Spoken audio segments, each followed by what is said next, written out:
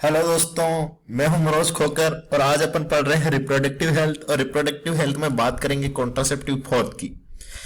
अभी तक आपने हमारा channel AIIMS and NEET biology subscribe नहीं किया है तो कर लीजिए। और अगर आपको कोई डाउट है, क्वेश्चन है तो लिख भेजिए mkmanoj332@gmail.com पे।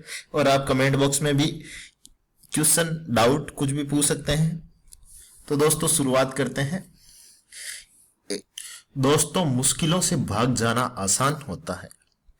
मुश्किलों से भाग जाना आसान होता है, हर पहलू जिंदगी का इम्तिहान होता है। मुश्किलों से भाग जाना आसान होता है, हर पहलू जिंदगी का इम्तिहान होता है। डरने वालों को नहीं मिलता कुछ भी।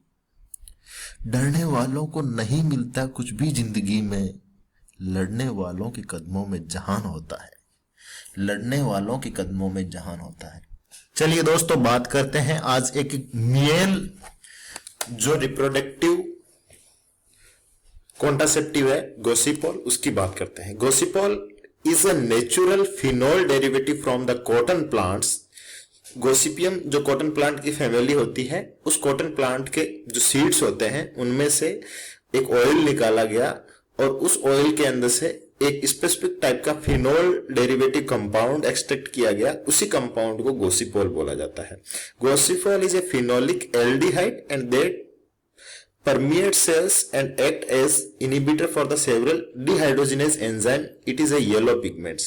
ये एक येलो कलर का पिगमेंट्स भी होता है और ये बहुत सारे एंजाइम होता है, उनको रोकने एंजाइम के साथ में इनिबिटर की तरह काम करता है। उस एंजाइम को इनिबिट कर देगा, उसके साथ में उसकी रिएक्शन के अंदर उसको पार्टिसिपेट नहीं करने देगा और रोक देगा।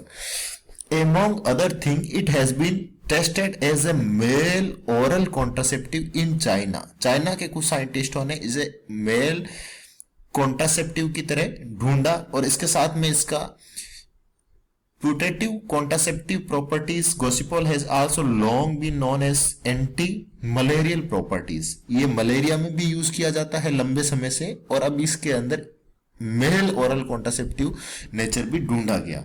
Other research are investigating the anti cancer property of gossypols, और इसको कैंसर के अंदर भी यूज किया गया। जुलाई 2000 के अंदर चाइना के अंदर प्रोजेस्टोन पिल भी बनाई गई, जो फर्स्ट मेल कॉन्ट्रासेप्टिव टाइप की पिल थी, जो दुनिया के अंदर पहली बार चाइना के अंदर खोजी गई। तो ये फीमेल कॉन्ट्रासेप्टिव के साथ में आजकल कुछ नए प्रोडक्ट आए हैं जो मार्केट के अंदर जो मेल कॉन्ट्रासेप्टिव के नाम से भी मिलते हैं और जिनको मेल यूज कर सकता है। अब प्यारे दोस्तों, अपन side effect of hormonal family planning methods की बात करेंगे। जो अपन अब हार्मोनल फैमिली प्लानिंग मेथड्स के अंदर कौन कौन से उसके साइड इफेक्ट होते हैं उनकी बात करते हैं। सबसे पहले नोजिया, वेट गेन, वजन बढ़ जाता है। नोजिया जो मन होता है वो एकदम अच्छा नहीं रहता है और अंदर से मितली टाइप की आती है। हेडेक, सिर दर्द होगा। ब्रेस्ट टेंडरनेस, जो ब्रेस्ट के अंदर खिंचाव या तनाव देखा जाता है। इसके अलावा breakthrough bleedings, vaginal infection भी देखा गया है। माइल्ड हाइपरटेंशन, बहुत ज्यादा ब्लड प्रेशर इंक्रीज हो जाता है और डिप्रेशन जैसी शिकायतें हार्मोनल के अंदर आती है। इसके छोटे मोटे साइड इफेक्ट्स हैं जो कई बार देखे जाते हैं।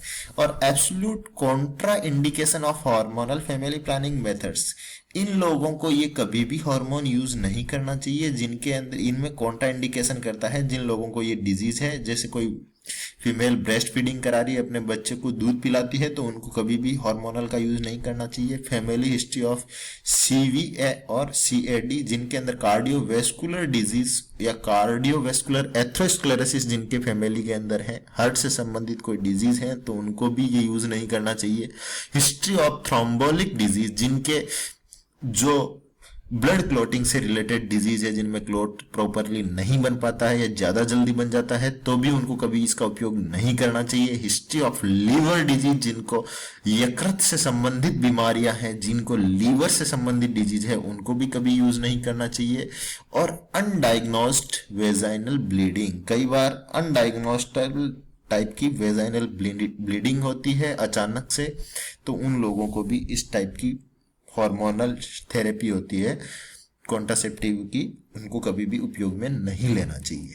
अब अपन बात करते हैं कुछ सर्जिकल मेथड्स की। सर्जिकल मेथड में सबसे पहले जो बात करते हैं उसे बोलते हैं वेसेक्टोमी। वेसेक्टोमी ये मेल में यूज किया जाने वाला सर्जिकल मेथड है। Vasectomy is a surgical procedure for male sterilisation और परमानेंट कॉन्ट्रासेप्शन। सबसे बड़ी बात होती है जो भी सर्जिकल होते हैं वो परमानेंट कॉन्ट्रासेप्शन होते हैं, वो एक बार इनका उपयोग कर लिया तो वो हमेशा के लिए हो जाएंगे। And during the procedure the male vas deferens are served and then tied or sealed in a manner so to prevent sperm from entering into the ejaculation and thereby prevent fertilization। कहने का मतलब ये अपने को एक duct दिखाई दे रही है, इस डक्ट का नाम होता है वास डिफरेंस। वास डिफरेंस वाले पार्ट को कट कर दिया जाता है और उसके दोनों पार्ट्स को कट करने के बाद में वापस से पैक कर दिया जाएगा, जोड़ दिया जाएगा। अगर आप सोचिए यह पार्ट को काट दिया और फिर वापस से जोड़ दिया तो यहाँ से चलने वाले स्पर्म यहाँ से आगे नहीं जा पाएंगे, और यहाँ से स्पर्म आगे नहीं जा पाएंगे तो अपने आप स्पर्म नहीं इजेकुलेट हो पाएंगे, और ये इजेकुलेट नहीं हो पाने के कारण फर्टिलिटी अपने आप रुक जाएगी। इसी को अपन वेसेक्टोमी बोलते हैं। पर दोस्तों इसका कोई भी साइड इफेक्ट नहीं है, ये सेक्सुअल इंटरकोर्स पे इसका कोई फर्क नहीं पड़ता है, सिर्फ स्पर्म रुक जाते हैं, बाकी इरेक्शन पे इसका कोई डिफेक्ट नहीं होता है। ये बहुत ही बेहतरीन मेथड है, कई बार इसको यूज किया जाता है और गवर्नमेंट इसको प्रोटेक्ट भी करती है कि इस टाइप की प्रोसीजर को इजी होता है ये यूज करना। अब दूसरा अपन ट्यूबेक्टोमी की बात करते हैं। ट्यूबेक्टोमी ट्यूबल लाइगेशंस और tubectomy also known as having one's tube tights, जिसके अंदर ट्यूब को बांध दिया जाता है, टाइट कर दिया जाता है। एक बार इसको काटा जाएगा या तो उसको दोनों साइड से बांध दिया जाएगा या इसको क्यूटाइज कर दिया जाएगा या इसको टाइट या जो कट किया पहले उसको अलग से बांध दिया जाएगा। ये पहले कटिंग की जाएगी इसको, या तो उसको बिना काटे ही बैंड से बांध दिया जाता है या इसको काट के फिर बांधा जाता है। तो इस प्रोसीजर से क्या होगा, जो यहाँ से बनने वाला जो ओवा था एक था वो चल के यहाँ से आगे आ रहा था और जो स्पर्म यहाँ से एंटर करके यहाँ तक जा रहा था, तो दोनों एक दूसरे से मिल नहीं पाएंगे और मिल नहीं पाएंगे तो फर्टिलाइजेशन नहीं हो पाएगा। तो ये भी एक टाइप का बेहतरीन मेथड है जो फीमेल के अंदर यूज किया जाता है। और ज्यादातर जो रूरल एरियाज होते हैं जहां पे इतनी ज्यादा अवेयरनेस नहीं है और जो रेगुलर बाकी अपने जितने भी कॉन्ट्रासेप्टिव मेथड्स देखे थे उनको रेगुलर यूज करना पड़ता है और वो उन तक नहीं पहुंच पाते हैं, तो वो ट्यूबेक्टोमी का सहारा लेते हैं। और ट्यूबेक्टोमी बहुत ही परमानेंट मेथड है, बहुत इजी मेथड है और इसमें भी कोई भी टाइप का इफेक्ट जो नेगेटिव इफेक्ट है वो नहीं देखा गया है दोस्तों। इसके अलावा नेक्स्ट अपन बात करते हैं ईसर की। ईसर इज ए परमानेंट और less invasive surgical sterilisation procedure for the woman with Essure is a coil designed to induce a fibrosis and block the fallopian tubes in a place into each fallopian tube to prevent fertilisation. ये 2000 के अंदर America के अंदर पहली बार इसकी खोज की गई थी ईसर की। ये भी एक परमानेंट टाइप का मेथड होता है जिसके अंदर एक स्पेसिफिक टाइप का कोयल, जो एक स्पेसिफिक टाइप की आपको ये कोयल दिखाई दे रही है, इस कोयल वाले मेथड्स को अपन इसे माइक्रो इंसर्ट बोलते हैं। इसको यहाँ से लेंगे और इसको इंसर्ट करा देते हैं यहाँ वाले पार्ट्स में। तो इसके द्वारा ये पूरा जो स्पर्म होता है वो कंटिन्यू इसके अंदर चल नहीं पाएगा, फंस जाएगा और वो ओवा तक नहीं पहुंच पाएगा, तो ये अंदर चला जाएगा। ये माइक्रो इंसर्टेशन होता है, ना किसी भी कट लगाने की जरूरत होती है, ना कोई सर्जरी की जरूरत होती है, बहुत ही सिंपल मेथड्स होता है। इस वायर को यहाँ तक एंटर कराया जाता है और एंटर कराने के बाद में इसको यहाँ पे रोक दिया जाएगा, जिससे स्पर्म ओवा तक नहीं पहुंच पाएगा, फर्टिलाइजेशन की प्रोसेस रुक जाएगी।